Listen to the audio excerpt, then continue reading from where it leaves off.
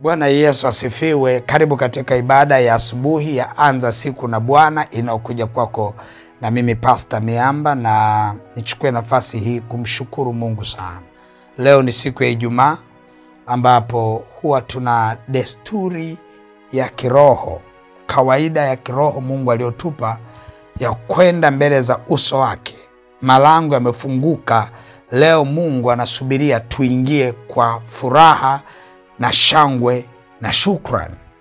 Malango yamefunguka leo. Malango ya leo yanataka twende mbele zake kwa furaha na shukrani kwa yale aliyoyatenda ndani ya maisha yetu. Kwa sababu Biblia inaeleza dhahiri swala la shukrani ambavyo huwa linasubiriwa na Mungu.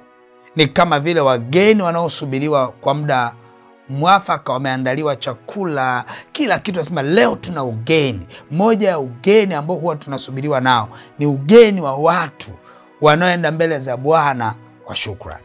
Ni ugeni mkubwa sana Mungu huwa anausubiria, kwenda mbele zake kwa moyo wa shukrani. Kwa sababu gani? Wiki nzima anajua ametutendea mangapi. Anajua kila mmoja alivyomkwepesha, kuna ajali ngapi amekwepeshwa. Anajua vile ambavyo adui alikuja kwa njia moja, vile alimuondoa kwa njia 7. Anajua kabisa kwamba vile ulivyokuwa katika bonde la uvuli wa mauti akakuokoa ama akatuokoa. Anaelewa ni wangapi wameokolewa. Kwa idadi ile ile anatarajia twende mbele zake kwa shukrani. Sasa kwa idadi ile ile Mungu anataka twende, halafu itokee tu bahati mbaya iliyowakuta wakoma wale, nitawasoma hapa, wasigundue kama wanasubiriwa.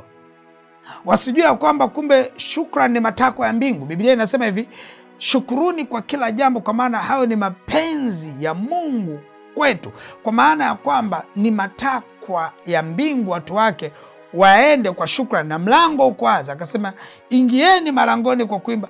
Anasema ingieni malangoni kwa shukrani. Malango ya kuimba na shukrani kwa Bwana ni malango yaliyo wazi. Kila mmoja ingie amshukuru Mungu kwa kila mtu na sauti yake. Mwingine amshukuru Mungu, uliniponya kwenye ajali. Mwingine uliniponya kwenye magonjwa. Mwingine uliniponya kwenye hiki. Mwingine ulinifanya hivi. Kila mmoja kwa sauti yake. Sasa tunaangalia jinsi wale wakoma walivyosubiriwa, alafu hawakutokea. Hawakujua kwamba wanasubiriwa. Ni rahisi sana kusema Yesu amewaponya watu wangapi. Atatukumbuka sisi 10. Kama ameponya watu 100 hapo, sisi watu 10. Kumbe walikuwa kwenye orodha. Ni rahisi sana hata kusema mimi niende kwa shukrani. Nimshukuru Mungu kwa wiki nzima. Leo ni Juma, nimshukuru Mungu kwa wiki nzima, nimshukuru. Hivi wako wangapi watu duniani? Kwa taarifa yako, kama anaweza kujua hesabu ya nywele zako akakuwekea mbele yako kwamba nywele zako ziko 100,000 na ngapi, hizo hapo, huo una uhakika haujasahaulika kwenye listi ya watu wanaosubiriwa kwenda kumshukuru Bwana. Wale wakoma tusoma walisahau, wakadhani ya kwamba hawakumbuki. Mmoja alishtuka, alikuwa rohoni, akashtuka kwamba Yesu ananisubiria. Hawa wakoma, ukisoma kitabu cha Luka sura 17 na kuanzia ule mstari wa 11, anasema hivi, ikawa walipokuwa njiani kwenda Yerusalemu, alikuwa akipita katikati ya Samaria na Galilaya, na alipoingia katika kijiji kimoja alikutana na watu 10 wenye ukoma. Wakasimama mbali, wakapaza sauti wakisema, Yesu, Bwana mkubwa, uturehemu. Alipowaona aliwaambia, enendeni mkajionyeshe kwa makuhani. Ikiwa walipokuwa wakienda walitakasika. Na mmoja wao alipoona kwamba amepona, alirudi huku akimtukuza Mungu kwa sauti kuu. Akaanguka kifudifudi miguuni pake akamshukuru, naye alikuwa ni Msamaria. Yesu akajibu akanena, hawakutakaswa wote 10? Ndio swali. Amemwona mmoja. Swali, hawakutakaswa wote 10? Wale 9 wao wapi? Wewe ambao unadhani umesahaulika, wewe ambao unasema hivi, mimi na mimi kweli, na mimi niende. Anauliza, waliovuka wiki hii ni wangapi? Waliokuja kwa shukrani ni wangapi? wako wapi wale kadhaa? Tawataja, yeye Mungu anajua ni wangapi. Hapo kwenye Biblia tunaona kuna story ya wale 10. Wako wapi wale 9? Sasa anasema hivi, Yesu akajibu akanena, hawakutakaswa wote 10? Wale 9 wa wapi? Je, hawakuonekana waliorudi kumpa utukufu ila mgeni huyu? Yaani kwa lugha nyingine, hawakuona sababu ya kuja kusema Bwana asante. Anasema hivi, akamwambia, inuka, enenda zako, imani yako imekuokoa. Lugha hiyo ya kwamba imani yako imekuokoa ni dhahiri ya kwamba wale wengine imani hiyo ya huyu aliyerudi wao hawana. Kama huyu ameokoka, maana yake wale hawajaokoka. Shida hasa Biblia haijaeleza, na mimi sitaki niweke mambo mengi kwa sababu Biblia haijasema, lakini nawaza tu kama Pastor Miamba, yamkini walirudia ukoma. Kwa sababu nimekiandika kitabu fulani cha utunze muujiza na nimeandika humo ndani, moja ya vitu ambavyo vinakusaidia kutunza muujiza ni kushukuru. Unapoenda mbele za Bwana kushukuru, unatunza muujiza. Kwa hiyo ni dhahiri kabisa, nina uhakika kama Pastor Miamba ya kwamba hawa watu, kama huyu mmoja ameokolewa, amesema imani ya kurudi na kumshukuru Mungu, ameokoka, wale wengine lazima kuna kitu amekipoteza. Sijajua amepoteza nini, lakini najua kama walichokipata ndicho kinacholengwa kupotezwa, basi wale jamaa tena walirudi kwenye hali yao ya kwanza. Lakini naangalia hawa watu walipoteza, hawakuwa tena wale ambao walipona, au yamkini walipoteza furaha ama amani. Kuna kitu walipoteza, na ndio maana huyu imani yake imemwokoa. Ni maombi yangu asubuhi ya leo, imani yako ikuokoe. Leo hii uwe miongoni mwa yule ambaye imani yake ilimwokoa, alirudi kwa Yesu na kusema Baba asante.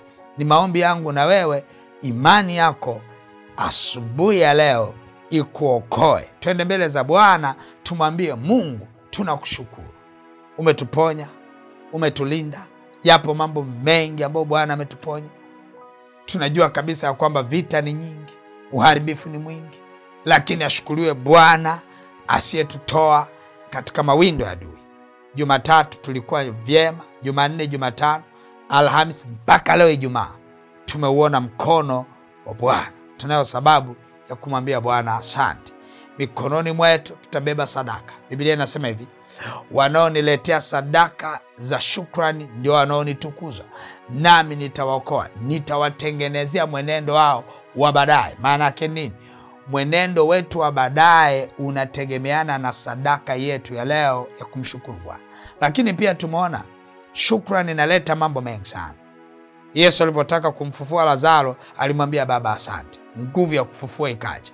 Hata wewe leo, mimi na wewe, vile vilivyokufa ndani yetu tunaweza tukavifufua kwa kusema Baba asante. Vile vilivyopotea tunaweza tukavirejesha, lakini vilivyopungua tunaweza tukaviongeza.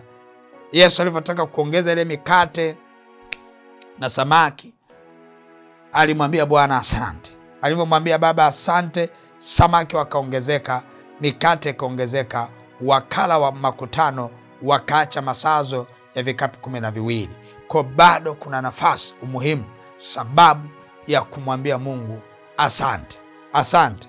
Kulikuwa kuna wimbo mmoja wanaupenda sana, nadhani tutakuwa unajua, unaimbwa ya kwamba ninayo sababu ya kumtukuza Bwana maishani mwangu.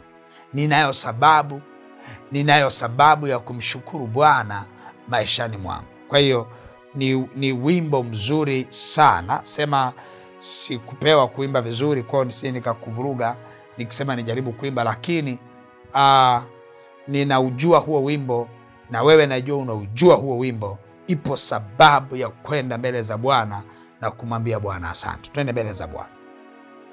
Baba mtakatifu, katika jina la Yesu Kristo wa Nazareti, tunakushukuru sana kwa neema nyingi na rehema. Asante kwa mkono wako, asante kwa uponyaji wako. Wiki nzima umekuwa pamoja nasi. hadi alivyokuja kwa njia moja ulimuondoa mbele yetu kwa njia 7. Yale makanywa ya simba yalivyonyanyuliwa juu yatutafune na kutularua na kutuharibu, Mungu uliyanyamazisha kimya. Uliongea nasi wiki hii kama ulivyoongea na Yehoshafati ya kwamba vita si yetu bali ni yako Bwana. Umetuponya katika vita mbalimbali. Mungu uliye, tunayo sababu ya kusema asante. Tunasema asante. Mioyo yetu imejawa shukrani, Mungu uliye hai, kwa kutuvusha, kwa kutupa neema ya kuiona siku hii ya leo katika afya njema, katika ushindi, katika jina la Yesu. Baba, ninaomba nguvu zako ziendelee kusema na maisha yetu. Tunaomba kibali chako kiendelee kututetea. Tunaomba neema yako iendelee kwa upande wetu. Tumezibeba sadaka za shukrani. Mungu uliye hai, naomba ukazitakabali, ukazipokeze manukato katika kichako cha enzi. Roho Bwana, ninaomba ukafungue milango na malango kwa watoto wako, na mtoto wako anayenisikia ukampe neema, ukampe rehema, ukampe nguvu, ukampe ushindi, ukamuongezee na kumzidishia, ukampe kibali katika jina la Yesu. Awe ni miongoni mwa waliookoka kama ulivyomwambia yule mmoja aliyerudi kushukuru, imani yako imekuokoa. Nasi Bwana tunatamani utupe neema ya kuwa yule mmoja aliyerudi kusema asante. Tunakataa kuwa miongoni mwa wale 9, wale 9 ambao hawakurudi kusema asante. Mungu uliye hai, asante kwa yale mambo tuliyoyaona na yale ambayo hatujayaona. Asante kwa mambo tuliyoshuhudia na yale ambayo hatujashuhudia. Yote kwa pamoja tunasema Baba asante. Pokea sifa, heshima na utukufu katika jina la Yesu Kristo wa Nazareti. Amen. Amen. Amen. Mungu wangu akubariki sana. Basi unaweza ukachukua sadaka yako sasa. Sadaka ya shukrani. Huwa tuna kawaida ndani ya wiki, tunapofika Ijumaa tunashika sadaka tulizoziandaa, sadaka zetu za shukrani. Unaiachilia hiyo sadaka ya shukrani kwenye ile lipa namba M-Pesa ambayo ni 577876 au namba za mawasiliano 0713 84 21 23 au 0744 98 25 17. Mungu wangu akubariki na uwe na siku njema. Amen.